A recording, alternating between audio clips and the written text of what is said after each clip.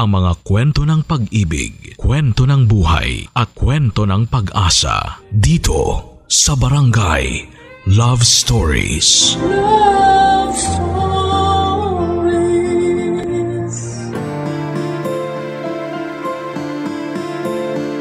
Hindi masamang maghangad ng komportableng buhay, ngunit kung makakamit natin yon sa maling paraan, laging may ganti ang kapalaran, Papa Dudut. Kaya naman kapag may pangarap tayo ay pagsikapan natin yon ng husto. Ikaw kabarangay, may gusto ka bang makamit sa buhay na ito? Dear Papa Dudut, kapag hindi ka kayang tratuhin ng tama ng isang lalaki, may iba pang gagawa noon para sa iyo.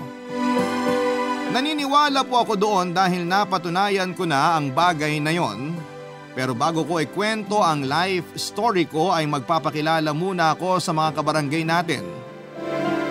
Itago niyo na lamang po ako sa pangalang Merela, 30 years old at taga Quezon City. Avid listener po ako ng Barangay Love Stories at lagi kong minamarathon ang mga kwento ninyo online, mapa YouTube man or Spotify. Nalilibang kasi ako at nakaka-relate sa mga pinagdadaanan ng mga kabarangay natin. Laki po ako sa hirap pero may utak naman ako. Mataas po ang pangarap ko sa buhay at sa sarili ko. Isa na doon ang makapagtapos ng kolehiyo. Kaso hindi agad ako nakapag-college kasi kinailangan kong magtrabaho ng full-time nung graduate ako ng high school, Papa Dudut. Namatay kasi si nanay kaya napilay po ang pamilya namin. Kay tatay naatang ang paghahanap buhay at responsibilidad sa aming 5 magkakapatid.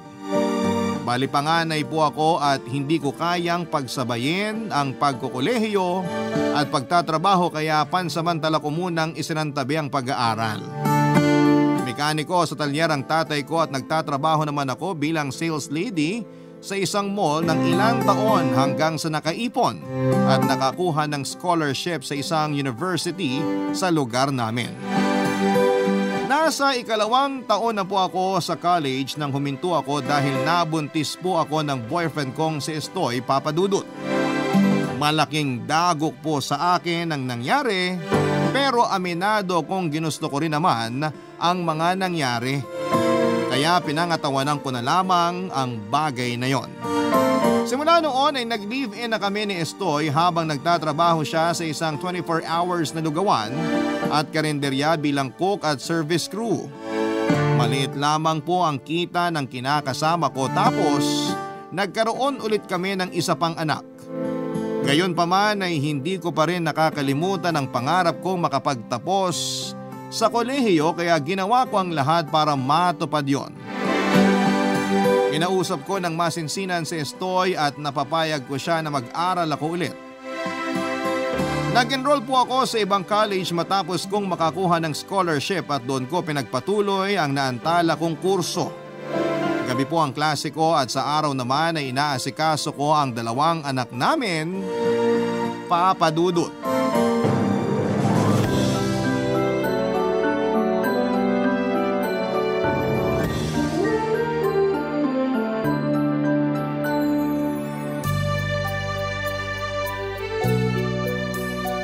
Mirela, napapansin ko napapadalas na yung pag-absent mo sa klase ko ha. Oo nga po, Sir Alfonso. Pasensya na po kayo. Kaya lang, alam mo naman na malaking bagay yung attendance para pumasa ka. Kaso sa loob ng 1 linggo, 1 o 2 araw kang hindi pumapasok.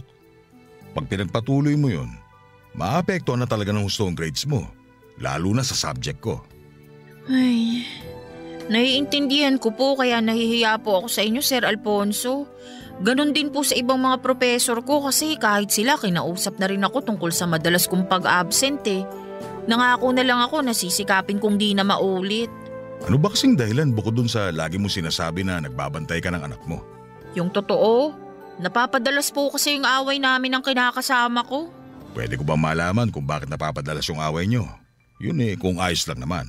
Ayos lang naman po pero nakakahiya kasi sabihin. Huwag ka nang mahiya.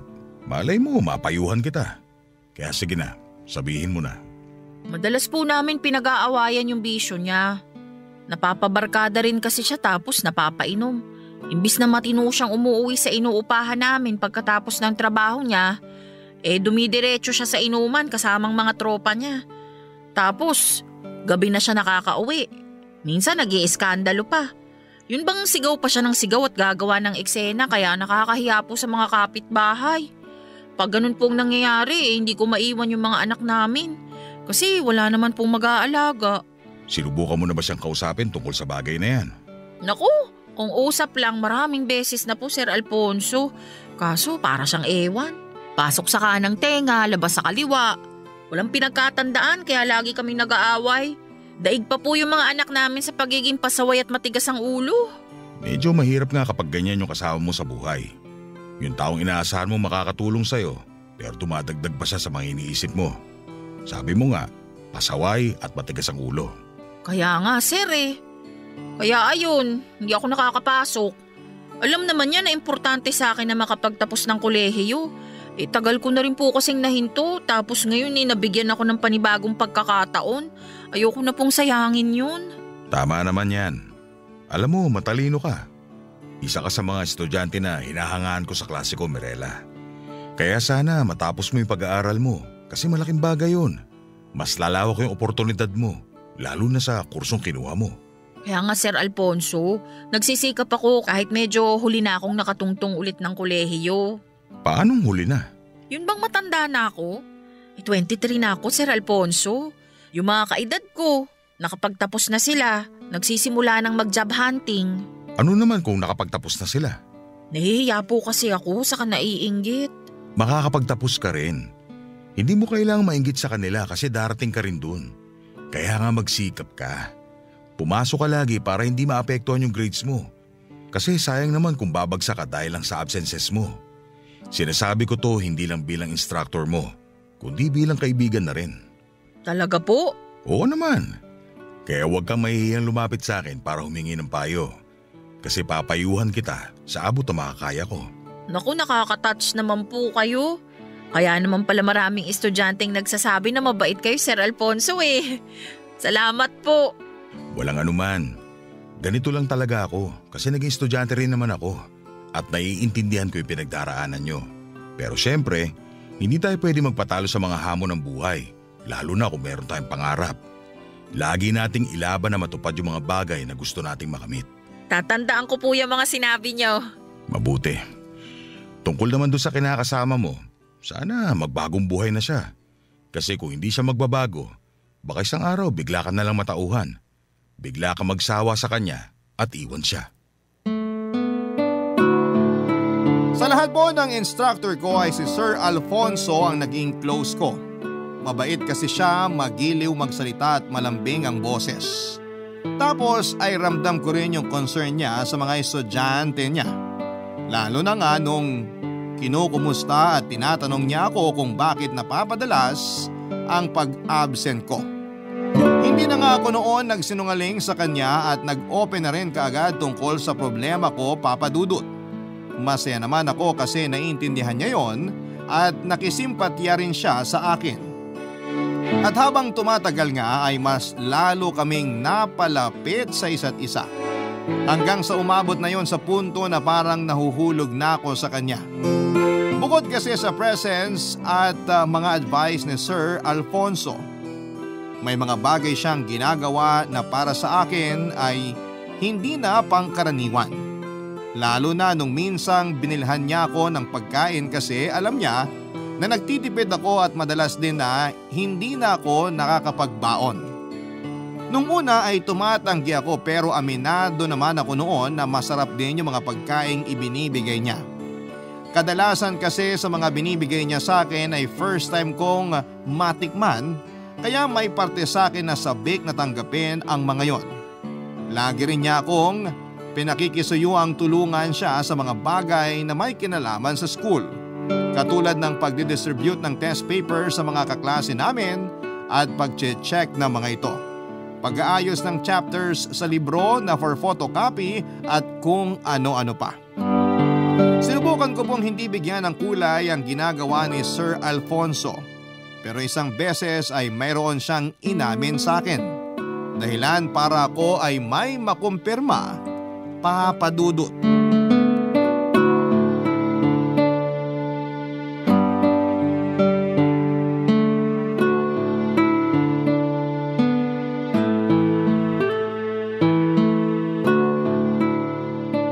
Salamat sa pagpapaiwan mo, Mirela. Dahil sa tulong mo, mabilis nating natapos yung pagche-check ng test papers at pagre-record ng scores nyo. Malapit na rin kasi yung deadline ng pagpapasa ng grades. Kaya salamat ulit ha. Wala yun, Sir Alfonso. Ganito talaga pag tumatanda na, buhabagal na sa pagkilos. Hindi pa naman po kayo mabagal kumilos. Saka hindi po kayo mukhang matanda. Nambola ka pa. Hindi po pambobola yun, Sir. 50 na ako. Ay, pero hindi po halata. Mukha po kayong nasa 30s pa lang. Binubola mo talaga ako eh. Sige ka, malapit na ako maniwala niyan. Maniwala po kayo. Saka di lang naman po ako yung nagsasabi na mukha kayong bata. Bukang bibig din po yun ng mga kaklase ko. Talaga? Kaya pala parang pinagchichismisan nila ako nung isang araw. Narinig ko kasi yung pangalan ko nung dumaan ako sa koridor. Tapos nakasalubong ko yung ilan sa mga kaklase mo. Di hata nila ako napansin. Yun nga po yun, Sir. Mukha po talaga kasi kayong bata. Siguro ang gwapo niyo po nung binata kayo. Medyo. Sabi ng misis ko. Nax, ang swerte naman po ng misis nyo. Paano mo naman nasabi? Kasi mabait na kayo. Tapos gwapo pa. Kung ganyan lang sana si Estoy, hindi na sana ako laging nangungunsumi sa kanya. Kaso hindi eh. Gwapo lang talaga siya pero ang sakit sa bangs. Kung ako kay Estoy, magpapakatino na ako. Kasi baka iwanan mo ako. Naku, mahal ko po siya kahit ganun yun, Sir. May gusto nga pala akong sabihin sa'yo. Ano po yun? Huwag ka sana magugulat sa sasabihin ko ha. Ay hindi ko po may papangako. Depende po sa sasabihin nyo. Pero wag naman po sana tungkol sa bagsak kong grades. Hindi yun tungkol doon. Ibang bagay ito. Ano po yun? Ano kasi Mirela eh. Nagugustuhan na kita.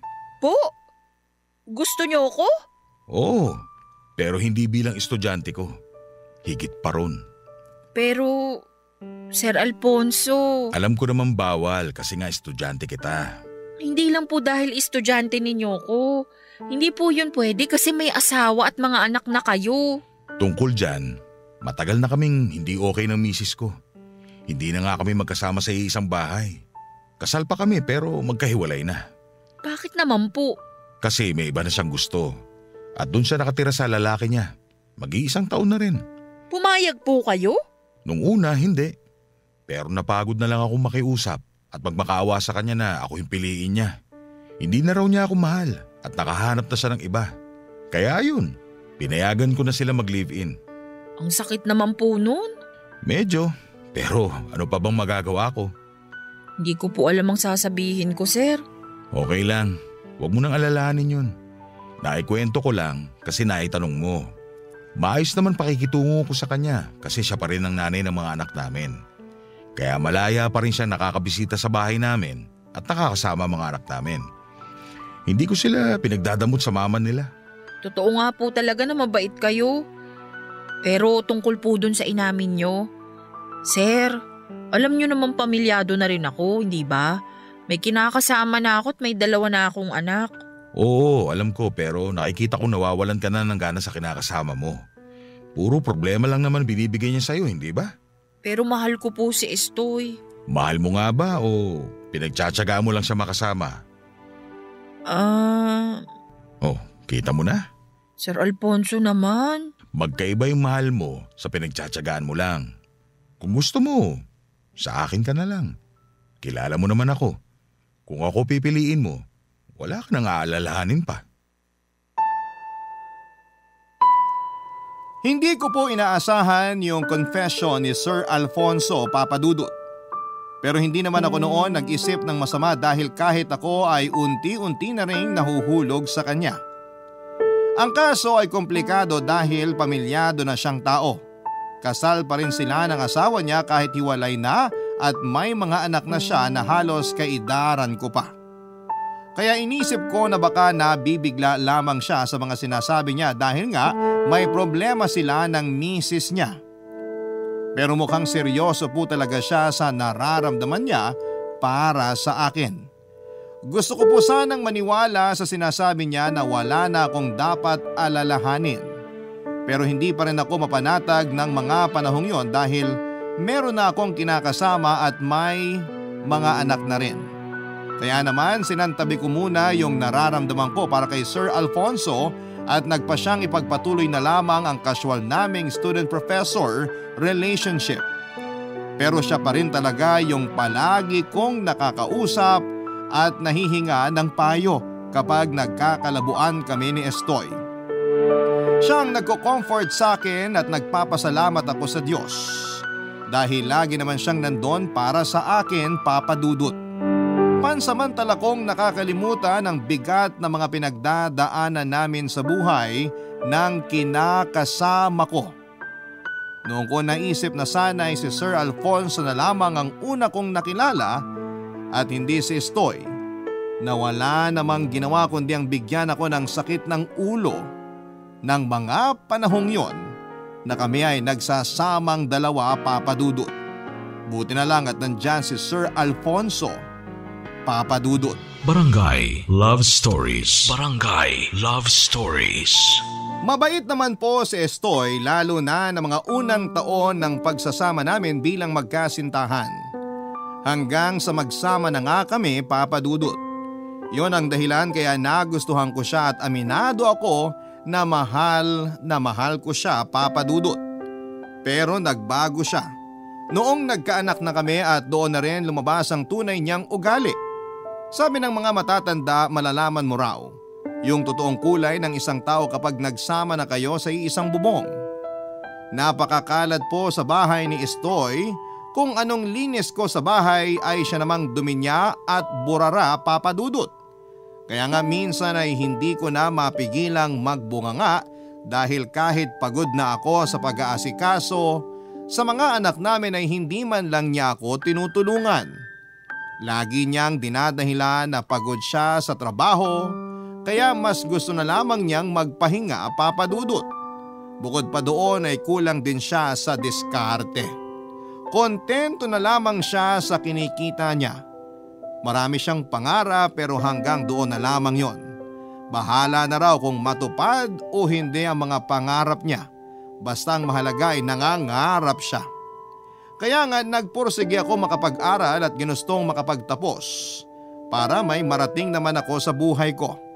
Kung pareho kami ng mindset ay pareho din kaming hindi makakausad. Sa paglipas ng mga araw, unti-unti po noong nababawasan ang pagmamahal ko kay Estoy at napupunta yon kay Sir Alfonso, Papa Dudut.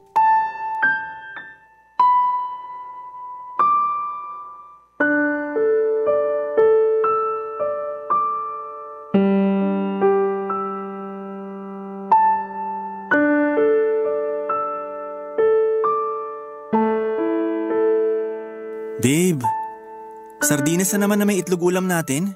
Yan lang kasi yung nabili ko sa perang binigay mo sa akin. Wala na ba talagang iba? Wala na. Huwag ka na nga maghanap ng iba. Wala naman ako mailalabas. Pasalamat ka na lang at kahit papano may ulam tayo. Sabi ko nga, ikaw talaga. Sinermonan mo pa ako. Ang kulit mo kasi. Kumain ka na. Nasaan yung mga bata? Natutulog pa. Mamaya ako nagigisingin para kumain. Bakit ang sungit mo? Hindi ako masungit. Ano yan? Ano yan? Kumukunot yung noo mo. Tapos nagsasalubong yung kilay mo. Nagsusungit ka eh. Ewan ko sa'yo, Estoy, ang dami mong napapansin. Huwag ka na kasi masungit. Sige ka, papangit ka niyan. Kung nagpapatawa ka, pues hindi nakakatawa. Kumain ka na nga lang dyan. Dami mo pang sinasabi. Sorry na babe. Huwag ka na magalit. Sige ka, baka magising ang mga anak natin. Sa kulit ng mga yun, di tayo makakain ng maayos. Oo, tapos hindi mo naman ako tinutulungan magpakain sa kanila. Ako na lang lahat. Ikaw nandun sa sala, nanonood lang ng TV o kaya natutulog sa sopa. Mirela naman, tinutulungan naman kita sa ibang gawaing bahay ah. Sige nga, ano yung mga sinasabi mong tulong? Ako yung nag-igib ng tubig para sa pagbabanlaw mo ng mga labahan natin. Yun lang? Pinagmamalaki mo na yon? Oo, Mahirap kaya magbuhat ng timbang may lamang tubig. Mabigat din yun ha. Mukha nga bigat na bigat ka eh. Laging natatapon yung laman kaya pagdating nung timba, kalahati na lang yung lamang tubig. O sige, bukod doon. Ano pang naitulong mo? Ako naguhugas ng pinggan. Oo, ikaw nga. Pero ginagawa mo lang yun kapag galit na ako at malapit ko ng ibato sa mukha mo yung mga plato. Ikaw na yun. Kesa naman sa walang ginagawa, di ba? Ewan ko sa'yo. Kailangan pa talaga na magalit ako para lang kumilos ka. Hindi ka naman baldado, hindi ka naman inutil, pero parang kang robot na disusi. Sakit mo naman magsalita, babe. Naku, huwag mo na nga ako matawag-tawag na babe. Naalibadbaran ako sa'yo. Naglalambing lang naman eh. Huwag ako yung lambingin mo, wala ako sa mood. Teka, napapansin ko lagi ka nalang wala sa mood pag naglalambing ako ah. Kahit kiss ko, tinatanggihan mo na rin. Hindi ka naman ganyan dati ah. Nakakatampo ka na ah. Maliit na bagay pinalalaki mo? Para yun lang nagtatampo ka na agad? Malamang. Parang asawa na nga kita eh. Tapos ayaw mo magpahalik sa akin? Natural magtatampo ako. Ikaw ah. Anong ako? Baka may iba ka na, kaya nanlalamig ka na sa akin. Yung utak mong nilalamig kaya kung ano-anong naiisip mo. Wala akong iba. Baka ikaw ang meron. Kung magkakaroon naman ako ng iba, sana noon na… bakit ka na mamalo? Nagtatanong ka pa talaga? Kumain ka na nga lang dyan. Totoo naman yung sinasabi ko. Alin sa mga sinabi mong totoo? Yung sa pagkakaroon ko ng iba. Noon pa lang sana, kaso mahal nga kita. Kaya pahalik na ako, babe. Halika mo mukha mo, nakakabwisit ka. Grabe, sungit. May dalaw ka ba? Baka gusto mo talampakan kung dumalaw sa mukha mo. Alam ko, Papa Dudut, na may mga pagkukulang din ako kay Estoy, pero sana ay alam niya rin noon yung mga pagkukulang niya sa akin. Pero sa nakikita ko na mga panahong yun ay parang hindi niya naman yun nararamdaman. Sarili lamang niya ang iniisip niya, Papa Dudut. At lagi niyang pinagsasawalang bahala yung nararamdaman ko.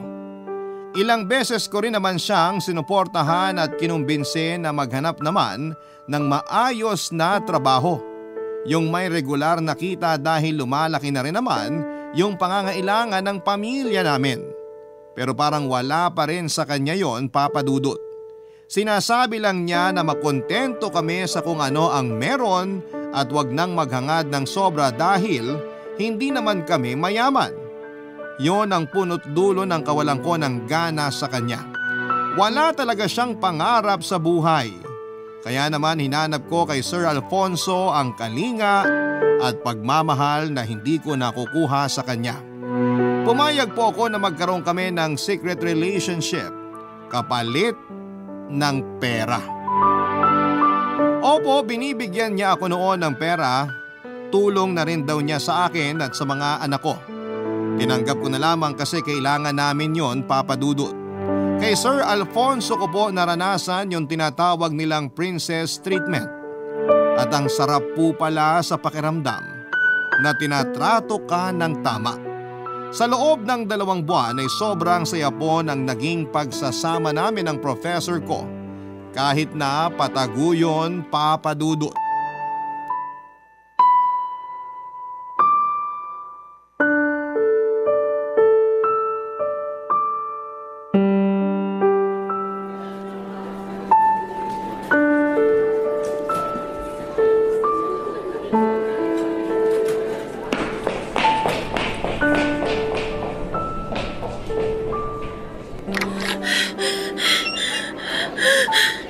Sir Alfonso! Mirela, anong ginagawa mo rito? Busy po ba kayo? Hindi naman. Bakit? May sasabihin po kasi ako. Ha? Teka, maupo ka nga muna. Mukhang importante yan ah. Ganun nga po, sir. Oh, ano ba yung sasabihin mo? Kasi po, hindi pa po kasi ako dinadatnan ngayong buwan kaya medyo nag-aalala na ako. Bukod po doon, nakakaramdam din ako ng pagkahilot na duduwal ako tuwing umaga. Kaya nagdesisyon na po ako na mag-PT. Ano naman resulta nung nag-PT ka? Positive po. Ano? Buntis po ako. Anak niyo po tong pinagbubuntis ko. Teka. Inulit mo ba yung PT? Baka kasi akala mo buntis ka pero hindi naman pala. Inulit ko na po. 2 beses ako nag-PT pero ganun pa rin ang resulta. Positive pa rin po. Buntis po ako. Ay, nalinti ka na. Ano pong ibig niyong sabihin? Hindi ka pwedeng mabuntis. Kasi pag nalaman niya na misis ko, baka… Baka ano po? Teka, ano naman pong pakialam ng misis niyo rito hiwalay na kayo? Ano kasi, may kailangan din akong sabihin sa'yo. Ha? Ano yan? Bakit matapos kong sabihin na buntis ako may sasabihin ka rin? Huwag kang sumigaw. Baka may makarinig sa'yo. Huwag kang umiyak. Pasensya ka na talaga. Bakit ba kasi kayo nagagalit sa akin? Hindi ko naman yung sinasadya. Nagulat lang ako doon sa sinabi mo. Sabi mo hindi ako pwedeng mabuntis kasi baka malaman ng misis mo. Bakit? Ano po bang mangyayari kapag nalaman niya? Nagkabalikan na kami, Mirela.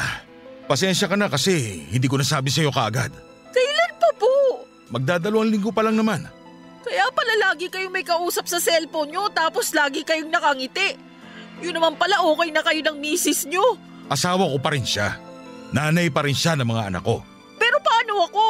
At yung magiging anak natin? Sa totoo lang, hindi ko alam.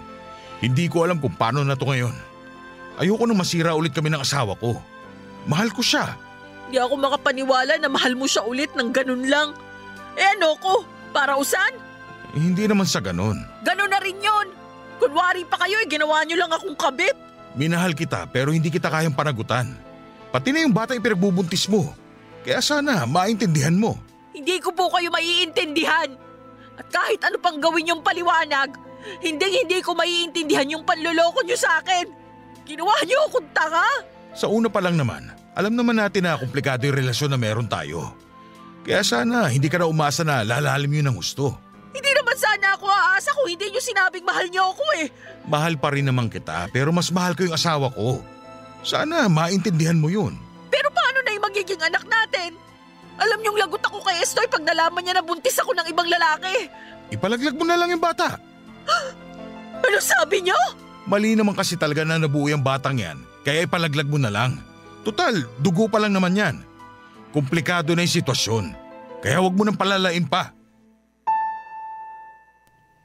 Hindi po ako makapaniwala sa sinabi ni Sir Alfonso na hindi niya kayang panagutan ang dinadala ko dahil mas magiging komplikado lang ang lahat, Papa Dudut.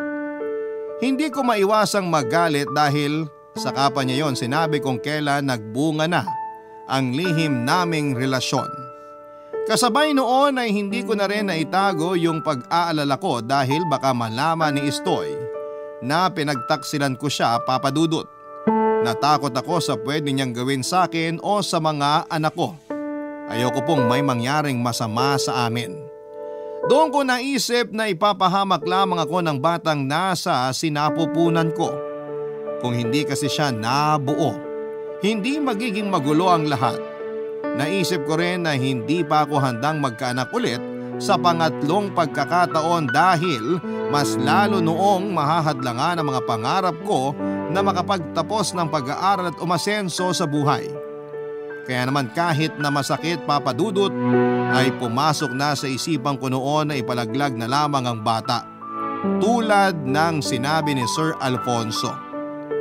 Alam kong mali at malaking kasalanan ang naisip kong gawin, Papa Dudut. Pero nilamon na ako ng matinding takot ng mga panahong yon. Barangay Love Stories. Barangay Love Stories. Desidido na sana ako noon na ipalaglag ang batang dinadala ko. Pero biglang nagbago ang desisyon kong yon nang mapadaan ako sa may simbahan. Sakto pa na may misa na mga oras na yon, Papa Dudut. Pumasok ako at nakipag-usap sa Diyos para humingi ng tawad sa malaking kasalanan na naisip kong gawin. Sakto na nagbimisa kaya pumasok ako at doon po ako humingi ng tawad sa Diyos dahil sa mga naisip ko.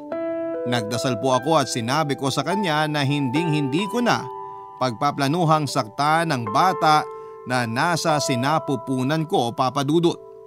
Parang natauhan ako pagkatapos ng misa kaya nagpasya ako na ipagpatuloy na lamang ang pagbubuntis. Nagawa ko pa namang itago yon sa lahat dahil hindi pa naman kalakihan ng tiyan ko.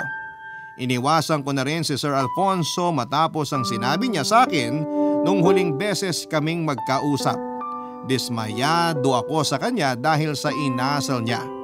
Naniwala ako na siya yung pinakaunang poprotekta sa akin at sa magiging anak namin, pero hindi niya yon nagawa, Papa Dudut. Naduwag siya. Malakas lang ang loob niya na gumawa ng kalokohan pero hindi naman pala niya kayang panagutan. At kahit na ano pang dahilan niya ay wala na akong pakialam pa. Hindi naman ako humiling ng kasal sa kanya. Ang gusto ko lang ay sustentuhan niya kami ng anak ko. Mahal ko siya pero alam kong imposible ang relasyon namin lalo na't komplikado ito.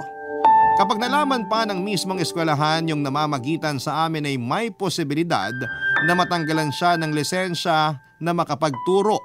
Dahil sa mga aksyon ko ay nag-alala rin po si Sir Alfonso. Kaya kinulit niya akong makipagkita sa kanya para makipag-usap, Papa Dudut.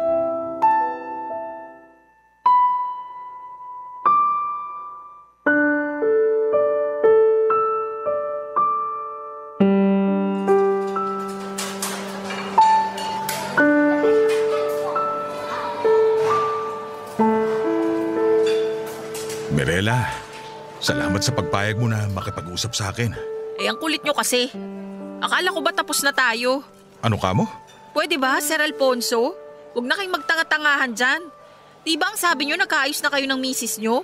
At sinabi nyo rin na mas mahal nyo siya kaysa sa amin ng baby ko. Ibig sabihin nun, tapos na tayo. Doon na kayo sa pamilya nyo. Huwag ka naman ganyan Anong huwag akong ganyang pinagsasabi ninyo? Huwag mo naman ako ipagtabo yan. Ano pong gusto nyong gawin ko? Yakapin kita at makipagharutan sa inyo? Oo, yakapin mo ako. Kasi mahal pa rin naman kita. Ang kapal din naman ng mukha nyo, no? Makapal na kung makapal. Pero nagsasabi lang ako ng totoo. Nakalimutan nyo na ba yung sinabi nyo sa akin? Sabi nyo, mali na nagkaanak tayo at wag na rin akong umasa na lalalim pa yung relasyon natin. Tapos sasabihin nyo sa akin ngayon na wag ko na kayong ipagtabuyan kasi mahal nyo pa rin ako? Ayusin nyo na muna yung pag-iisip nyo. Nahahalata tuloy yung edad nyo. Nabigla lang naman ako nung sinabi ko yun sa'yo. Narealize ko na hindi ko pala kayang mawala ka sa akin. Pero yung anak natin, kaya nyong mawala. Sa inyo pa nga mismo nang galing na ipalaglag ko siya, di ba? Patawarin mo sana ako. Sa Diyos kayo humingi ng tawad, wag sa akin. Buti na lang talaga, hindi ako kasing sama nyo. Kung hindi, baka nakagawa pa ako ng bagay na pagsisisihan ko rin sa huli. Ibig sabihin, hindi mo pinalaglag yung baby natin? Baby ko. Baby ko lang to kasi nga ayaw mo naman sa kanya, di ba? Ako pa rin ang tatay ng batang yan. Huwag mo naman ipagkait sa akin na maging ama ulit. Paano ko nga ibibigay yung karapatan na kilalanin kang ama ng batang to kung ginusto mo siyang mawala? Babawi ako. Susustentuhan ko ang anak natin. Ako nang bahala sa kanya. Sa inyo. Please, Mirela. Bigyan mo pa sana ako ng isa pang pagkakataon para patunayan yung nararamdaman ko sa'yo. Mahal ko kayo na magiging anak natin. Mahal ko rin naman po kayo pero natatakot ako. Kahit na ayoko nang ipalaglag tong baby natin, hindi ko pa rin alam kung paano ko sasabihin kay Esto yung tungkol dito. Sa ngayon kasi, kaya ko pang itago to kasi hindi pa naman halata yung tiyan ko. Pero paano pag lumaki na to? Isa lang yung paraan na naiisip ko. Makipaghiwalay ka kay Estoy, tapos iuwi kita sa probinsya namin sa Javier Leyte. May matitiran kayo doon. Naayos ko na lahat. Doon na kayo tumira na magiging anak natin. Nasisiraan na ba kayo ng ulo? At talagang desidido na kayong gawin akong kabit? Hindi mo na rin namamahal si Estoy. Kaya bakit nakikisama ka pa sa kanya? Kasi may mga anak kami. Iwanan mo na rin sa kanya yung mga anak ninyo. Magsimula ka ulit. Magsimula tayo na magiging anak natin. Kaunting pagsasakripisyo lang naman yung gagawin mo. Tapos hindi mo na ulit mararanasan maghirap. Hindi ako mayaman, pero gagawin kong lahat para mabigyan kayo ng komportabling buhay. Sige na, Mirela. Pumayag ka na.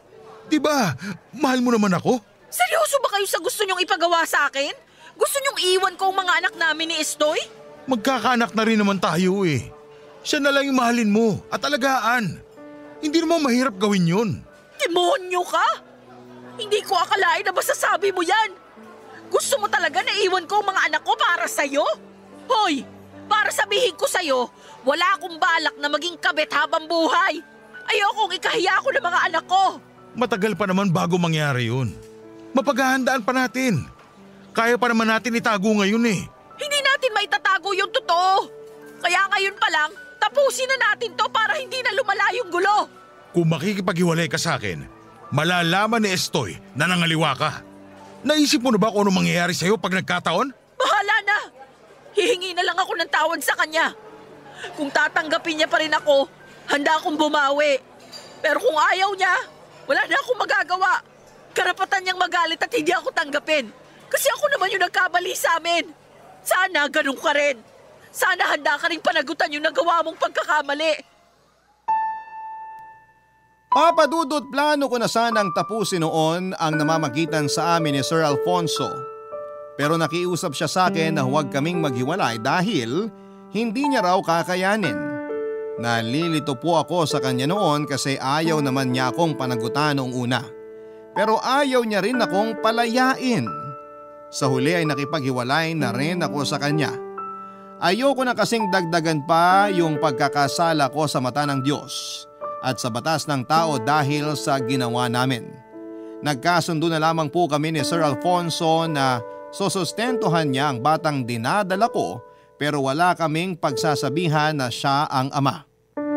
Pero hindi namin inaasahan na natunugan pala ng asawa niya ang tungkol sa pagkikita namin.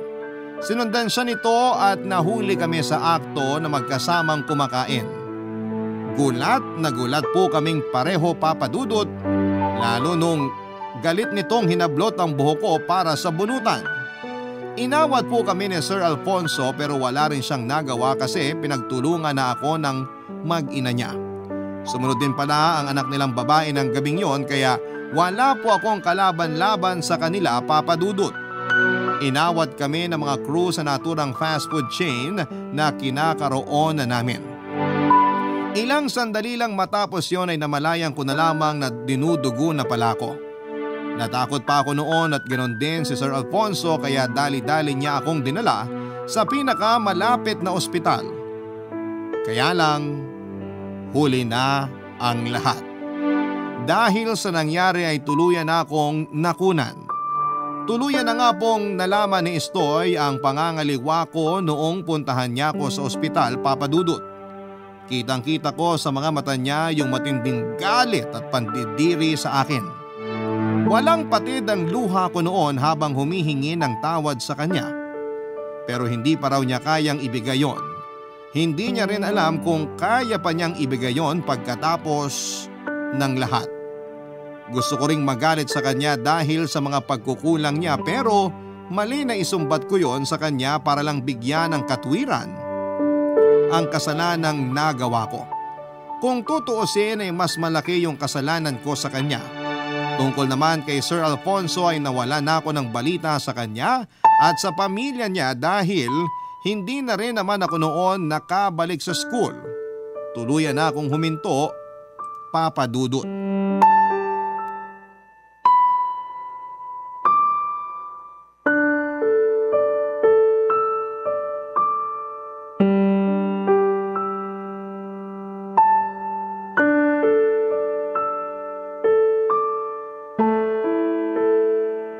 Estoy, tama na yung pag-inom mo. Lasing ka na eh. Baka mamaya maistorbo mo na naman ang mga kapitbahay natin. Matulog ka na dun sa kwarto. Huwag mo nga akong inuutusan. Tsaka huwag mo rin akong hahawakan. Nandidiri ako sa'yo, Mirela. Hanggang ngayon ba? Hindi mo pa rin ako napapatawad. Paano kita patatawarin? Nagpagalaw ka sa ibang lalaki. Tapos dun pa talaga sa profesor mong amay lupa. Huwag mo namang pagsalitaan ng ganyan yung tao. Okay, tamo. Pinagtatanggol mo pa yung matandang yun. Hindi ko siya pinagtatanggol. Pero mali rin naman na pagsalitaan mo siya ng ganun. Anong gusto mong gawin ko? Palakpakan yung kalokohang ginawa nyo? Hindi naman sa ganun. Alam naming mali yung nangyari. Siguro karma na namin yung pagkawala ng anak namin. At habang buhay ko yung dadalhin sa konsensya ko. Buti alam mo. Kasi hindi ko na rin makakalimutan yung ginawa mo. Sobra ka eh. Napakasama mong babae. Oo, may pagkukulang ako sa'yo pero yung manlalaki ka, iniputan mo ako sa ulo eh. Nagpagalaw ka na nga sa kanya, nagpabuntis ka pa. Alam mo ba kung gaano kasakit yun para sa akin? Nanliliit na nga ako, tapos sa ginawa mo, tinapakan mo pa yung pagkalalaki ko. Alam ko, Kaya nga humihingi ako ng tawad sa'yo eh. Hindi na maibabalik ng paghingi mo ng tawad yung tiwala ko sa'yo kasi sinira mo na yun. Bigyan mo pa ako ng isang pagkakataon, Estoy. Ano pang pagkakataon yung gusto mo? Sa tingin mo ba, ganun lang kadali kalimutan yung ginawa mo? Huwag ka nang umasa na mapapatawad kita agad. Hindi ko naman hinihiling na patawarin mo ko agad, pero sana isipin mo rin yung pamilya natin. Ikaw na rin yung may sabi. May pagkukulang ka kaya hinanap ko sa iba yung mga bagay na wala sa'yo. Hindi sana mangyayari yun kung hindi ka nagkulang sa pamilya natin. Kasama nga kita pero parang mag-isa lang ako sa lahat. Parang ako lang yung may pangarap para sa atin.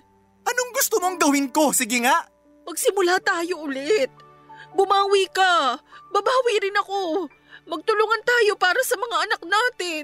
Kung makapagsalita ka, akala mo ganun lang kadali yun. Palibhasa, ikaw yung nagloko. Wala namang madali lalo na sa pagbuo ng pamilya. Mas lamang yung hirap kaysa sa ginhawa. Marami tayong isasakripisyo pero kakayanin kasi inspirasyon natin ang mga anak natin. Inalok ako ni Sir Alfonso ng mas komportabling buhay pero kapalit nun, iiwan ko kayo ng mga anak ko. Hindi ako pumayag. Hindi ko kayang mapalayo sa mga bata. At ganun din sa'yo kahit na unti-unti nang nawawala ang pagmamahal ko sa'yo. Ikaw pa rin naman ang ama ng mga anak ko. Kahit ganito ko, mahal pa rin kita. At mahal ko yung mga bata. Pero di ko naisip humanap ng iba para saglit na takasan yung responsibilidad ko sa pamilyang to. Malaki yung kasalanang nagawa ko. Kaya kung kinakailangan kong humingi sa'yo ng tawad araw-araw, gagawin ko. Hindi ko alam kung kailan kita mapapatawad o kung darating pa ba yung araw na yon. Kaya huwag ka nang umasa na babalik pa tayo sa dati. Alam ko. Pero tama ka rin naman sa sinabi mong malaki yung pagkukulang ko sa pamilya natin. Masyado akong naging panatag. Akala ko kasi sapat na yung maipakita ko na nagpakaama ko. Akala ko kasi ganun lang kasimple maging tatay. Pero hindi ko alam na kulang pa pala yun. Malaki rin yung pagkukulang ko sa'yo. Kasi hindi ko sinuportahan yung pangarap mo. Kaya lalo nang nagkandaleche-leche. Kung galit ako sa'yo, mas nagagalit ako sa sarili ko. Bakit kasi kailangan pang humantong sa ganito ang lahat? Hindi na natin maibabalik yung nangyari. Pero pwede naman tayong bumawi at mas gawin kung ano yung tama. Ikaw pa rin naman yung lalaking minahal ko. At kayo ng mga anak natin yung pinili ko. Kaya sana, mapagbigyan mo pa ako. Kahit isang pagkakataon lang ulit. Hindi po kami naghiwalay ni Estoy, Papa Dudut. Sa halip na mangyari yon ay magkasama naming ginampanan ang pagiging magkatuwang sa pamilyang binuo namin. Malaki po ang pagkakasala ko sa kanya bilang partner kaya araw-araw ko yung pinagsisisihan. Lagi rin po akong bumabawi sa kanya para hindi na niya maranasan yung pakiramdam na minsan ko siyang pinagpalit sa iba. Bukod doon ay lagi rin akong nagdarasal sa Diyos. Natulungan akong makapagbagong buhay at maging malakas ang pananampalataya para malabanan ko ang mga tukso sa paligid ko. Akala ko dahil bumabawi na ako noon sa mga maling nagawa ko ay magiging maayos na ang lahat, Papa Dudut. Pero nagkamali ako. Sa pagkakataong yun ay si Estoy naman ang nangaliwa at sa huli ay pinili niyang sumama sa babae niya. Iniwan niya kami ng mga anak niya ng ganon na lamang. Sobrang sakit po ng ginawa niya pero wala naman akong nagawa. Hindi ko na siya napilit pang bumalik sa amin ng mga anak niya dahil desidido na siyang panindigan ang bago niya. Ang sakit lang sa parte ko na pinili ko sila pero iiwan niya rin pala kami. Siguro'y hindi pa rin talaga ako lubos na napatawad ni Estoy sa kasalanang ginawa ko sa kanya. Naisang tabi lang yon pero hindi tuluyang nawala, Papa Dudut. At wala na akong magagawa kundi tanggapin yon, Papa Dudut. Kung tatanungin niyo ako kung may balita pa ako kay Sir Alfonso, ang huling nalaman ko ay sumakabilang buhay na siya dahil sa COVID. Binalita lang po yon sa akin ng dati kong kaklase. Pero hindi ko na inalam kung naging maayos pa rin ba ang pagsasama nila ng misis niya matapos nitong malaman ang naging relasyon namin. Hanggang dito na lamang po ang aking kwento. Maraming salamat po sa inyo, Papa Dudut, sakaling mapili po ninyo na mai-ere ang istorya ng buhay ko at sana kahit papaano ay may natutunan ang mga kabarangay natin sa mga naranasan ko na mga pagkakamali sa buhay. Muli, God bless sa inyo, Papa Dudut, and more power sa inyong programa. Ang inyong forever kapuso at kabarangay, Merela. Nagustuhan ng iyong napakinggan? Ituloy yan via live stream sa www.gmanetwork.com/radio.